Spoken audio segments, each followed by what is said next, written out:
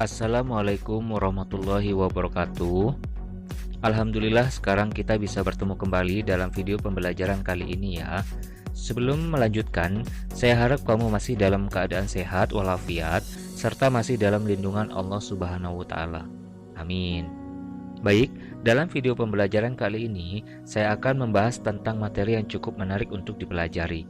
Tentu saja sebagai pengetahuan tambahan serta bekal kita ketika kita melaksanakan kegiatan menyampaikan pendapat atau gagasan kepada orang lain. Semua itu dapat kita bahas dalam pelajaran bahasa Indonesia kali ini, tepatnya dalam materi mengembangkan pendapat dalam eksposisi. Seperti apa pembahasannya? Pokoknya tonton video ini sampai selesai ya, agar informasi yang kamu dapatkan cukup lengkap. Setuju?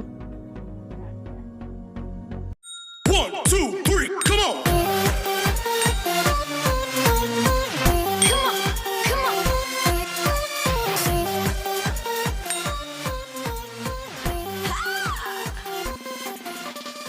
Selamat datang di channel YouTube kami.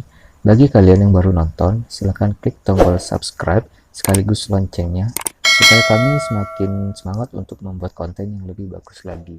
Terima kasih. Pernahkah kamu mendengarkan atau bahkan melihat seseorang sedang mengungkapkan pendapatnya terhadap sesuatu hal di depan umum? Misalnya kamu mendengarkan penjelasan dari seseorang tentang upaya-upaya menjaga suhu tubuh supaya tetap fit. Sebagai bahan untuk meyakinkan pendengar atau pembaca tentang pentingnya menjaga suhu tubuh, tentu saja pembicara atau penulis harus menggunakan argumen atau alasan-alasan tertentu. Nah, jenis teks yang digunakan untuk menyampaikan argumen inilah yang dimaksud dengan teks eksposisi. Sekarang kita pasti sudah mengerti atau mulai paham apa sih arti dari teks eksposisi.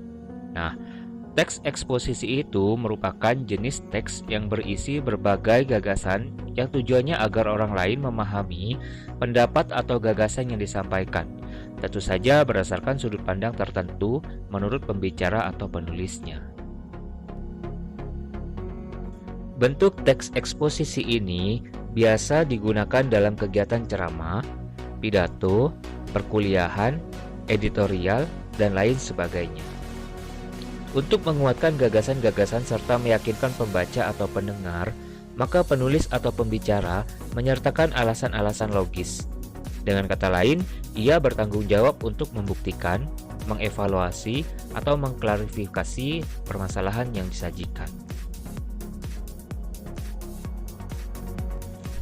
Sekarang kita sudah mulai masuk dalam struktur teks eksposisi.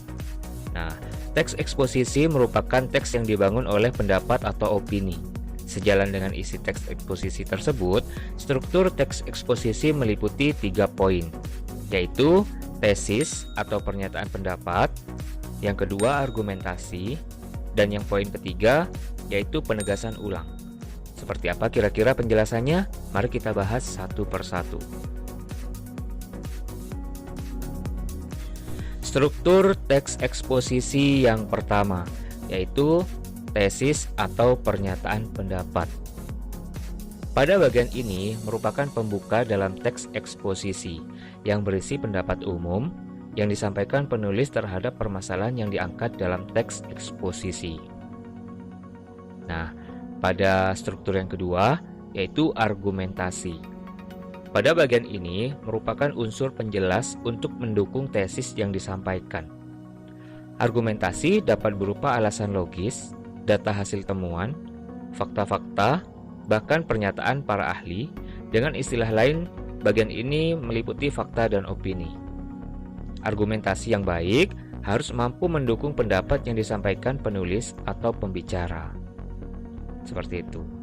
Dan pada struktur yang ketiga, yaitu penegasan ulang. Penegasan ulang yaitu bagian yang bertujuan menegaskan pendapat awal serta menambah rekomendasi atau saran terhadap permasalahan yang diangkat. Nah, ketiga poin tadi merupakan penjabaran dari struktur teks eksposisi. Kalian pasti sudah paham karena di sini cukup gampang sekali. Unsur kebahasaan teks eksposisi. Di sini ada beberapa poin. Yang pertama, banyak menggunakan adjektiva atau kata sifat, yakni kata yang dipakai untuk mengungkapkan sifat atau keadaan orang, benda, atau binatang. Biasanya dapat diberi keterangan seperti agak, sangat, paling.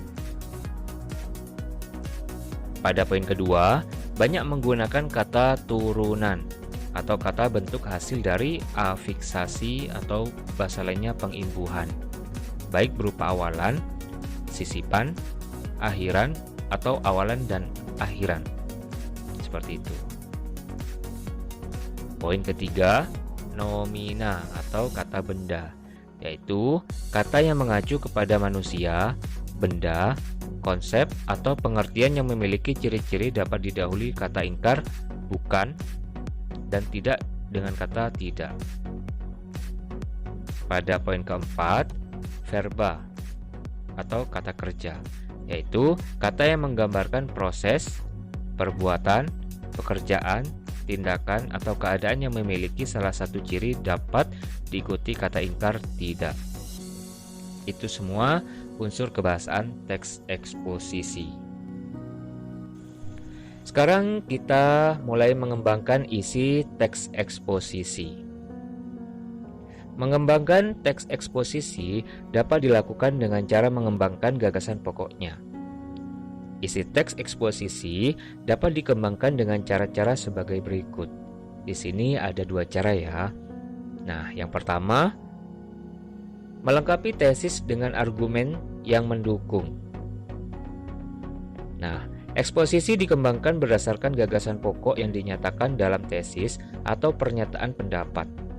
Untuk menguatkan pendapat tersebut, digunakanlah argumen-argumen. Tesis yang merupakan gagasan pokok tersebut dikembangkan menjadi sebuah paragraf utuh dengan menambahkan gagasan-gagasan penjelas berupa argumen. Itu cara yang pertama. Sementara cara yang kedua, yaitu menyampaikan kembali gagasan dalam teks eksposisi dengan bahasa yang berbeda. Menyampaikan pendapat dengan eksposisi yaitu menyampaikan kembali gagasan pokok yang terdapat dalam teks, kemudian dilanjutkan mengidentifikasi gagasan pokok dan gagasan pendukung pada paragraf-paragraf selanjutnya. Salah satu contoh mengembangkan gagasan pokok sebuah teks eksposisi yaitu menyampaikannya dalam bentuk pidato.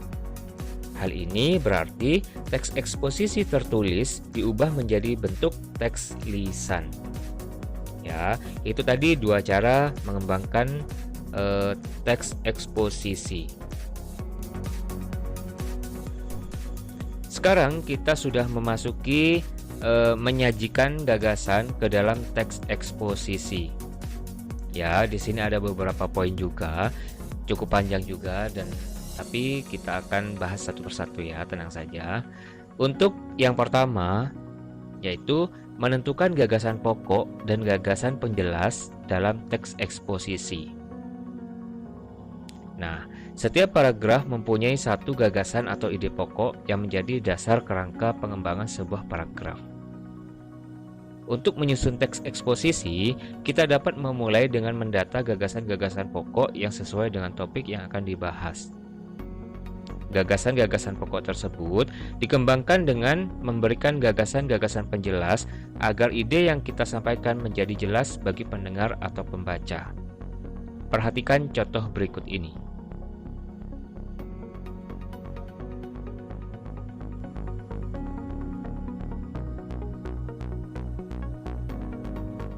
Selanjutnya, pada poin kedua, menyusun ulang gagasan ke dalam teks eksposisi. Nah, setelah mendata gagasan-gagasan pokok dan menentukan gagasan-gagasan penjelas, sekarang gagasan pokok dan gagasan penjelas tersebut dipadukan menjadi paragraf yang utuh. Nah, coba kita perhatikan contoh berikut.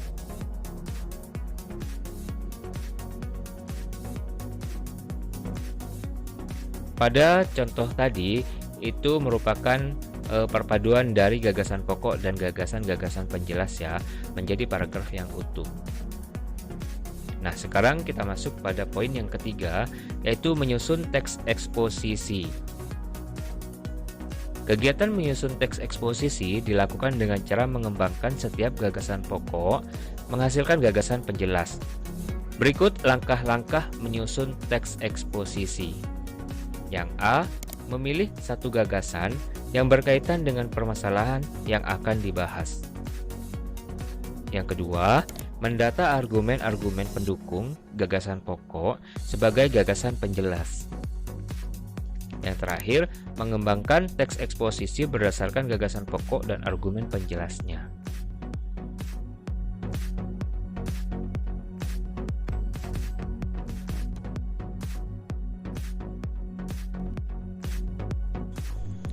Baik, itu semua pembahasan kita dalam pembelajaran kali ini ya.